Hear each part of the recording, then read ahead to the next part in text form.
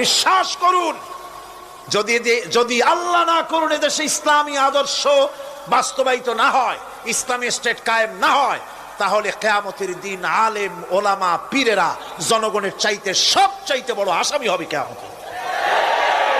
আল্লাহ পাক এ জাতির ওলামাদের, এ জাতির রাহবারদেরকে ঐক্যবদ্ধ হওয়ার তৌফিক দান করুন। ওনারা যত ফতোয়া দেন সমস্ত ফতোয়া ইসলামী আন্দোলনের বিরুদ্ধে।